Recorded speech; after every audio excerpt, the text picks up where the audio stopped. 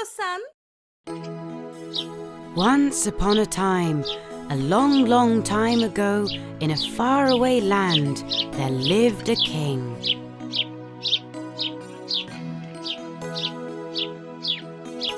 This king had 12 daughters. All his daughters were incredibly beautiful. The king did not allow them to leave the palace. They were only allowed to walk around the palace gardens. While the king and his daughters carried on with their lives, one morning as his daughters sat at the table for breakfast, he noticed that their shoes were worn out. Although the king was very confused by this, he ordered his servants to buy new shoes for all his 12 daughters. Ever since that day, every morning at breakfast, the king noticed that his daughters' shoes were worn and dirty. The king couldn't put his finger on what was going on. Despite their doors being locked at night, the mystery of the worn-out shoes continued. To solve this, the king came up with a very clever plan. Soldiers, spread the news across the country. Whoever solves this problem will marry one of my daughters and become king when I die. These young men only have 3 days to find out why my daughter's shoes are worn out every morning. However, if they can't figure it out, they will be thrown in the dungeon. The soldiers spread the news across the entire country. Many young men were turning up at the palace gates to solve this mystery. Yet, all of them were falling asleep outside the daughter's room and were being thrown into the dungeon. There was a kind, handsome young man who lived in a village near the palace. He had always liked the king's youngest daughter. The young man had no family except for his grandmother. So they lived together. One day, his grandmother came up with an idea. Why don't you try your chance at solving this mystery? You always said that you liked the king's youngest daughter. Until now, hundreds have gone to the palace to try their chance. None of them have succeeded. It will be impossible for me too. Plus, we're very poor. The king will never give his daughter in marriage to me. You must be mad, Grandma. Nonsense. You do what I say. You will succeed. I'm giving you a magical cloak that belonged to your father. When you wear this, you will become invisible. And one more thing, do not eat or drink anything from the palace. Good luck, my son. Although the young man was incredibly amazed by the invisible cloak, he immediately set off to the palace to try his chance. The guards led him to the princess's rooms, just like the others who tried their chance before him. At night, the oldest daughter popped a sleeping pill into a glass of water, left the room, and handed the glass to the young man waiting by the door. It's hot. You must be thirsty. Here, if you like, I can bring you another glass. Thank you. Yes, I was incredibly thirsty. The thirsty young man drank the water and slept all the way till morning. The next day, while waiting, another girl brought a glass of lemonade. Unable to resist, the young man drank this too. He went straight to the room assigned to him and snored the night away. When he woke in the morning, he said, How stupid I am. How could I believe these girls? My grandma had warned me about not eating or drinking anything. Tonight is my last night. I must succeed. He went in front of the door again. This time one of the girls wanted to trick him with juice. The The young man pretended to drink the juice while the girl watched, but the minute she turned around and entered her room, he poured it into a plant pot. He pretended to sleep, lying next to the plant and snoring. Go and take a look. Has the boy outside fallen asleep? One of the girls peeked through the door and checked the young man. Can't you hear? He's snoring away. It's okay. We are free now. At midnight, when the young man wore the cloak, he became invisible. He slowly entered the girls' room. The girls were wearing beautiful dresses. They had brushed their hair and were all made up. There was a large mirror in their room. They all stood in front of it. The oldest daughter touched the mirror and blew a kiss. The mirror immediately slid to the side and a door with stairs appeared, leading down to a chamber. The young man watched in shock as the girls, one by one, went down the stairs. Of course, he followed them right away. As he went down the stairs, he accidentally tripped on something, fell and held on tight to the skirt of one of the princesses in front of him. Oh, what is that? Someone's pulling on my skirt. There's no one here. You must be imagining things. They went down hundreds of stairs. Whoa. Finally, they arrived in a forest. The leaves in the forest were gold, the branches were silver, and the top of the trees were filled with diamonds. As the young man watched in awe, he also took one of each item to keep. He wanted evidence upon his return. They walked and walked down a very long path through the forest. At the end of the road, a lake appeared before them. There were exactly 12 boats waiting for the princesses. While each one of them climbed on the boats, young oarsmen were helping them get in. Finally, the young man jumped into the last boat. Gosh, this boat is a little heavier than usual today. It's like it's carrying 3 people. Have you gained weight, Princess? What? A palace decorated with magnificent lights appeared on the opposite shore of the lake. Music could be heard from everywhere. They all entered this palace and began to dance like crazy with their companions. All the glasses in the palace were made of crystal, and all cutlery made of silver. As the young man watched this fantastic event, he wanted to eat a piece of cake and drink some water. He wasn't noticed while he was eating a piece of cake from a golden plate, but was caught while drinking water from the crystal glass. Oh wow, I can't believe it. Look there, the glass is levitating. It's like someone is drinking water. Upon hearing these screams, the young man dropped the glass and it shattered into 1,000,000 pieces. You're imagining things. We are really tired of dancing. You must have bumped into the glass. Come on, it's almost morning. Let's go back to the palace. But... It was time for the girls to return to the palace. The oldest daughter gathered all her sisters.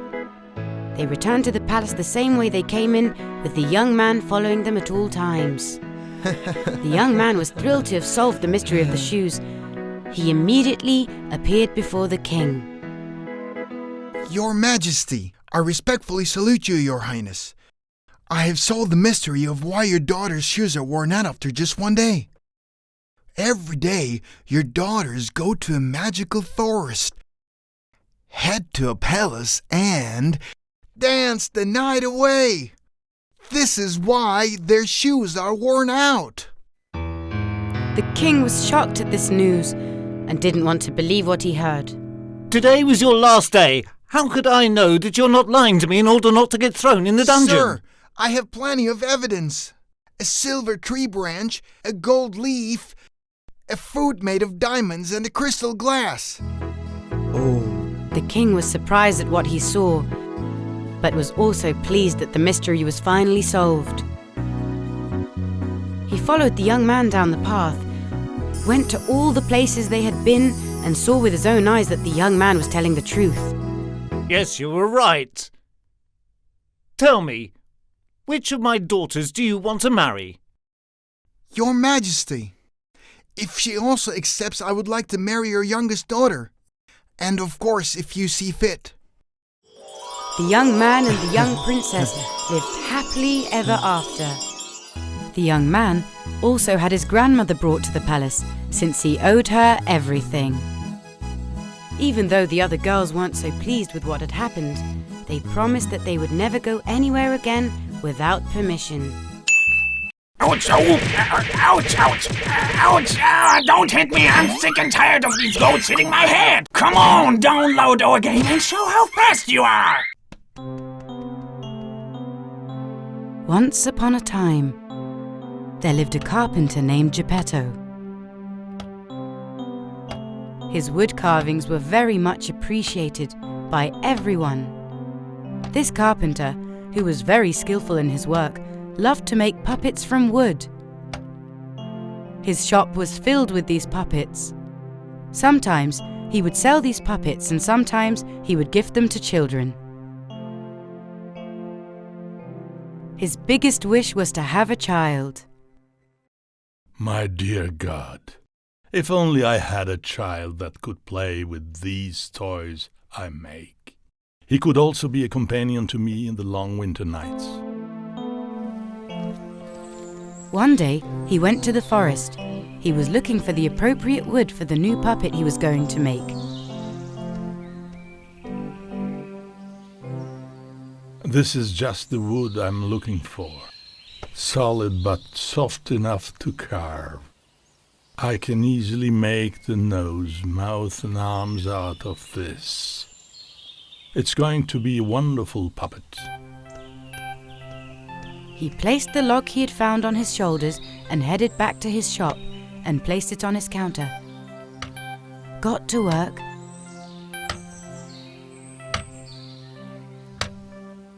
Suddenly, he heard a sound. Ow! Oh. Where's this voice coming from? He continued carving again. Ow! I think I'm dreaming. The sound can't be coming from the log. I must be imagining things. Thinking that the voice had come from outside, Geppetto continued working. With great patience and thoroughness, he finished the puppet's head, body, arms and legs.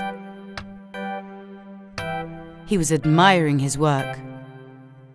What a beautiful puppet it turned out to be. But it needs clothes and shoes. He dressed his puppet with the children's overalls and shoes that he had in the shop. It turned out to be such a lovely boy, he placed the puppet on his table. Since I don't have any children, I can be friends with this puppet. I've even got a name for him. Yes, Pinocchio it is. Your name shall be Pinocchio, little puppet. He started to clean his counter, but just then heard a sound behind him. Good evening. He turned around, but there was no one except the puppet. He continued cleaning. Hello, Father Geppetto. Suddenly, Pinocchio jumped from the table to the floor. He started wandering around the shop. My God! Pinocchio the puppet has come to life. Surprisingly, his eyes wide open, he was watching him. Pinocchio wasn't human, but he was talking, walking, and playing. Days and weeks passed. Geppetto was so happy. Pinocchio never left the carpenter's shop. He would help him with all his work, and at night, they would sit and chat by the fireplace. Pinocchio, can you pass the saw? Of course, Father. Pinocchio, where are the nails? Right here.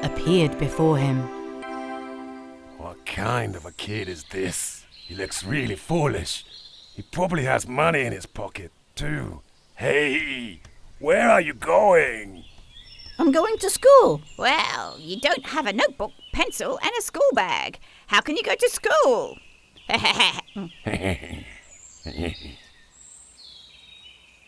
I don't, but my money is in my pocket. I'm going to buy them with this. The fox and the crow looked at each other and started laughing mischievously.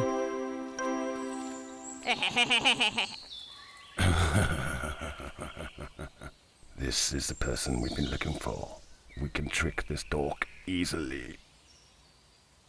Oh, this is such a small amount. You can't buy all of them with this, but I know a shop where everything is half the price. If you want, give us the money. We'll run and get all of them for you in a snap. Plus, you'll have some money left over too. Oh, really? That would be great. Thank you so much. You're such great friends. Okay, you sit under this tree and wait. We'll go and bring you what you need.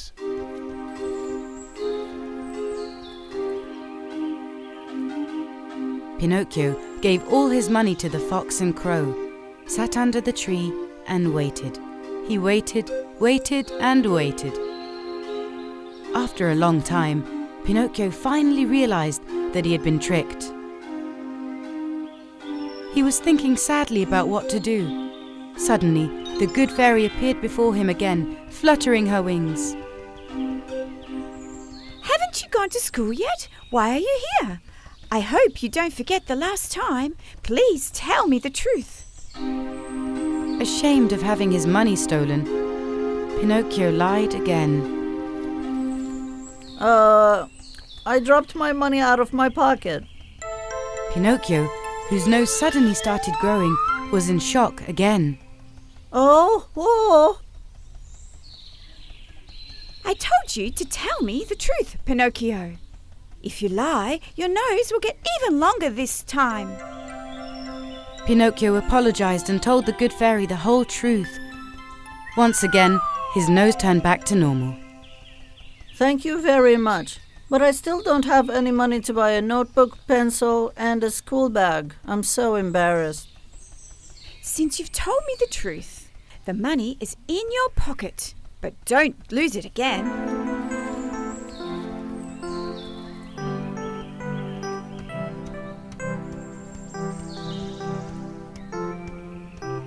As Pinocchio was walking and singing on his way, he suddenly came across the puppeteer from the circus. As soon as he saw Pinocchio, who ran away from the circus, he started to chase him. Come here, you little naughty puppet!